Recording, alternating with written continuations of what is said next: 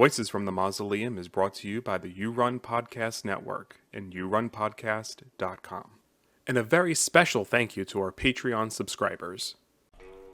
Hey fam, Newman here from Movies for Days, your non-pretentious easy access movie chat podcast and weekly deep dive into any film from any genre, from any decade with anybody's guess as to how we chose that movie that week. Proud member of the You Run Podcast Network. Check us out where all great podcasts can be heard, and on Twitter at Movies Days. Movies is spelled regular, Days is spelled with a Z. Hello, everyone, and welcome to another episode of Found Footage Fridays. I am Steve, and we are continuing this sort of dual episode where Angel last week gave 5 found footage recommendations. This week, I will be giving my 5 found footage recommendations. For everyone that's been following along, you know that I am relatively new to this particular show on the channel. I have a very sort of I can't say complicated relationship with found footage. I just had not yet found my love for the subgenre, and thanks to Angel, I am in deep with this. So, I've probably been on one of the last 10 episodes of found footage or so. So I've been watching a lot more than I used to, and I've just sort of found this newfound love for found footage in general. So some of my recommendations may be a little basic for people who might be used to it, but I think if you are someone like me who maybe didn't really give found footage much of a chance, you'd only really focused on or had only really seen maybe the big budget found footage films out there, this might be a nice little list to whet your appetite with some other found footage films that maybe you hadn't seen. So the first one that I want to recommend, I think Angel had the sequel in her list, but I'm going to go with the original, Horror in the High Desert. There are 2 out that you can rent or stream right now. Horror in the High Desert 3 Firewatch, we had gotten a screener for. So there's an early review for it out there for you to check out. And we did an interview with our leading man from Firewatch. And you can check out our interview with him also on the channel. Marco. For a second, I'm like, I was like brain burning on the name, and I was like, the lead actor, the person, Marco Pata. He he is the lead actor, and can you tell I'm a little loopy today? But yeah, these movies are so interesting. I really enjoy specifically the mockumentary style. I think that's sort of my new favorite subgenre of found footage. It's just done so well here in this soon to be trilogy of movies with more to come. But yeah, Dutch writes really interesting, really compelling characters. Even if we're not following them in a classic cinematic narrative style, just kind of through the footage, through the way that other characters talk about our leads in interviews, it is just really cool, really compelling stuff. You so easily fall in love with these leads, and I think the same is true for Minerva, the second one, and then Marco's character in the third one. It is just really, and the ramp up too. I mean, I know that's sort of typical for found footage. It's slower beginning, slowly ramping up in the middle, and then things kind of go haywire in the third act. And I think that structure is very much true in the first Horror in the High Desert. But man, the way it plays out, these movies, I will say, for someone who's seen a lot of horror movies now at this point, these movies, they're some of the only ones that I have to watch with the lights on. And I will say that, I don't say that about a lot of movies. It's just something about, even if it's not horrifying, it's just the atmosphere, the way the camera lingers on certain shots, and when something actually does happen, it doesn't disappoint. It's not, they're not really cheap scares. Dutch really really delivers on what he promises with these films. So please, yeah, check those out. I think they're on Tubi, the first 2. Tubi, some of the freebie. I don't know. There's some of the free ones. They're out there. But yeah, for my second one, this is a bit of a basic one, but this is just one of my go-tos. Is Cloverfield. If you haven't seen it, what are you doing? I mean, I remember this coming out in it was 2008, 2009. I'm seeing it opening weekend, and then we saw like a late night showing. And I remember just driving home alone because my friend had taken her car home, and so I'm alone in the car, and it's just like just eerily quiet, and I'm like looking in the sky, like looking like, what if? And it is a bit chaotic, and I think there are some sort of silly moments where the characters have the camera, and you're like, why is the camera there?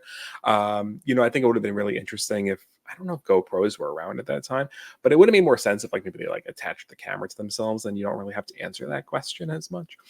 But it's just so exciting, and I love Lizzie Kaplan. I mean, she's phenomenal. I think TJ Miller is in it. He's like meh, but the character's fine.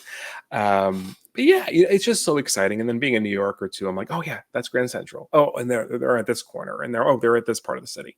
So that's always just sort of fun to see. And I remember the viral marketing for this movie was so fun. I think it was Slusho was like the slushy company, whatever. They were like doing all this weird, bizarre, like viral marketing for it. You had to go to the website, and there was sort of like little footage. And then I remember the post-credit scene, I think, was you saw the little something crashing into the water. Like just people were um back when like IMDb had the message boards, like people were just sort of loving it and throwing out theories. And yeah, just the internet felt a little different at that point. It was very, I don't know.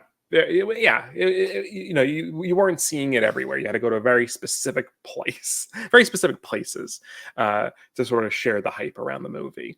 And then, of course, the sequels, which aren't found footage, but still fun. But yeah, Cloverfield, if you haven't seen it, I think it's a classic.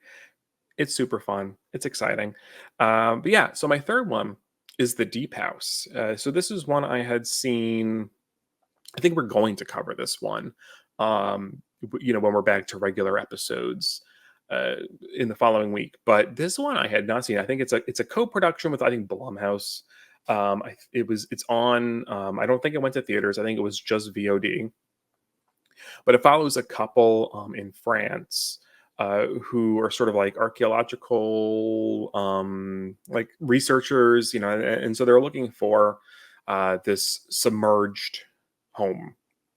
And so this is one of those films where it's like 75% found footage. It sort of starts a little more cinematic, and then all of the like second act on is found footage as they are diving into. But it's really cool. It is a supernatural found footage film all underwater.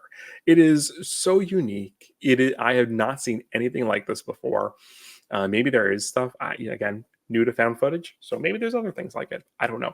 But this is really cool. Deep House. I think you have to rent it. I think you have to pay for it. Unless it could be on a premium channel, I'm not sure. But really cool. I mean, there's like some really like intense stuff, and I think just because they're underwater, they can kind of get away with a lot of different angles and things that you couldn't normally, right? Because they're sort of floating, and when there's like spiritual stuff happening, and there's like really just cool dynamics with the main characters and like the stuff, not to spoil anything, but like the stuff that's happening. It's just so unique. And then plus you just get like random, just different aesthetic stuff like fish and moss and not moss, seaweed. I guess maybe moss could be underwater. I don't know.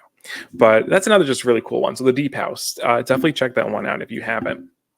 And another one I think I had to watch it illegally, but now I think you can buy it and rent it because I had seen it for the first time like years ago. Ghost Watch. So this is like our precursor to Late Night with the Devil. This was I believe, a BBC Halloween special. It's really cool. So this was, I believe, in the 80s.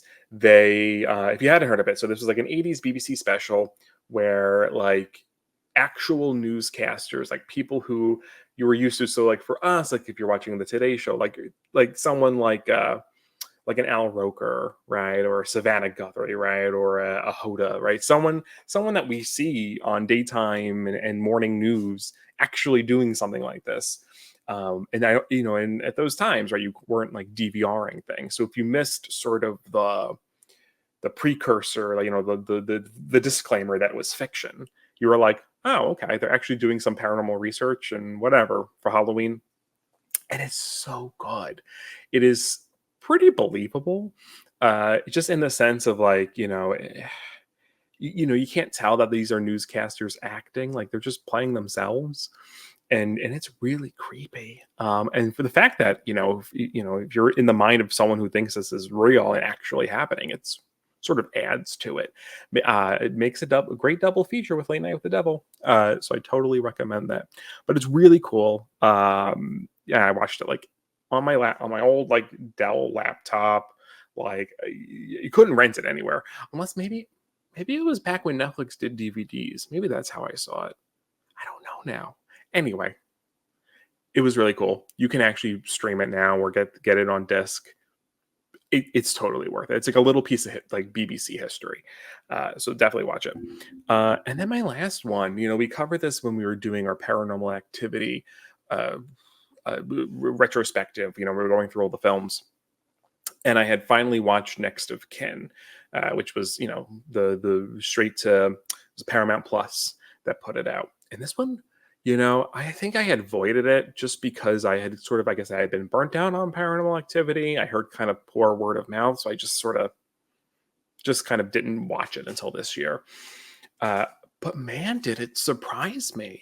It was really refreshing.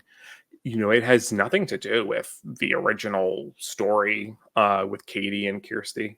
It sort of is a remix of the lore. It's kind of like, if you want to think of it like multiverse rules, the demon is there, same demon, but sort of a different lore, different backstory, mythology, through the lens of like this girl sort of finding her rediscovering her heritage, finding out why she was abandoned as a baby, and going back to her ancestors, her family, who are these, like, they're not Amish. They make that kind of clear in the movie.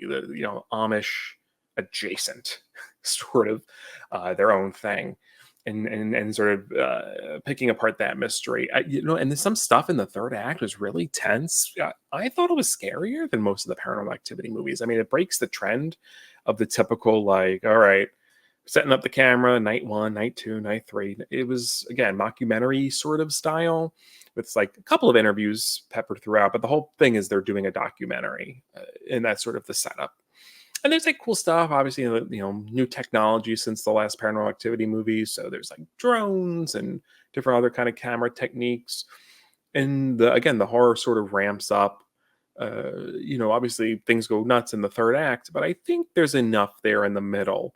It sort of bucks some of the found footage tropes.